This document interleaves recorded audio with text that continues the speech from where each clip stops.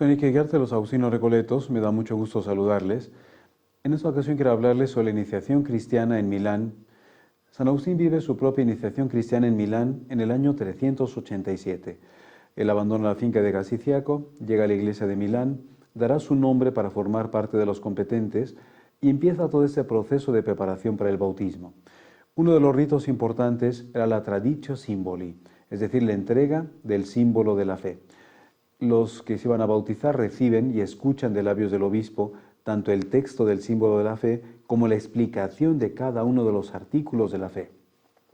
Una semana después de que ellos habían recibido el símbolo de la fe, aparece el rito de la reditio symboli, es decir, cada uno de los aspirantes al bautismo, los que se querían bautizar, tenían que devolver, es decir, tenían que recitar delante del obispo y delante de los sacerdotes el símbolo de la fe, para manifestar que lo habían aprendido de memoria.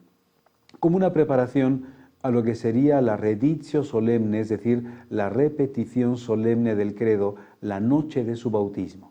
Por lo tanto, para quitarles un poquito el miedo y para ver si realmente lo habían aprendido de memoria, se hacía una primera reditio, es decir, un primer momento de proclamar la fe públicamente, ciertamente en un grupo pequeño de el obispo y los sacerdotes.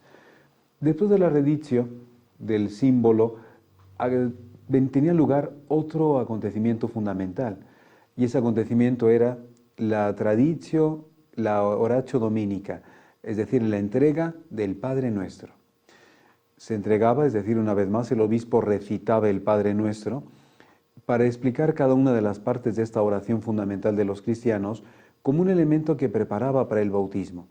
San Ambrosio, igual que San Agustín, no pondrán tanto énfasis en aprender de memoria el Padre Nuestro por una razón, porque saben que el Padre Nuestro se vuelve la oración cotidiana del creyente, y de la repetición cotidiana de esta oración a lo largo de toda su vida la tendrían que memorizar. Sin embargo, del credo no. El credo era un texto solamente rezado en momentos muy particulares. Por lo tanto, el énfasis central de la catequesis de Milán estaba puesto en el credo, aprender y comprender los diferentes artículos del credo, del símbolo de la fe, para saber en qué se creía. Una vez pasados estos dos elementos, y una vez superados los exorcismos y los diferentes escrutinios, llegaba ya el momento del bautismo. El bautismo sabemos que en tiempo de San Agustín y en tiempo de San Ambrosio se llevaba a cabo fundamentalmente en la noche de Pascua. Sabemos que en la Iglesia del Norte de África se abría también otro espacio para el bautismo en la noche de Pentecostés, pero no era como en la Iglesia actual, donde tenemos bautizos y bautismos todas las semanas o en cualquier momento del año. Allí se reducía a estos dos momentos particulares. Esto no quita y no obsta que hubiera bautismos de emergencia. Sabemos por los escritos agustinianos que creyentes o que catecúmenos que estaban en peligro de muerte podían ser bautizados pues en cualquier momento, pero un bautismo solemne solamente se llevaba a cabo en estos dos momentos, dentro de la Pascua o bien dentro de Pentecostés. Sabemos que San Agustín se bautiza en la Pascua del año 387. Nos encontramos en ese día 24 al 25 de abril. Una Pascua un poco tardía, y de hecho si San Agustín se hubiera bautizado en la iglesia de Roma, se hubiera bautizado en una fecha anterior. En Roma no se celebraban nunca bautismos posteriores hacia el día 20 de abril, donde se celebraban las fiestas de la fundación de Roma. Por lo tanto, si San Agustín se hubiera bautizado en Roma, se hubiera bautizado en una fecha anterior.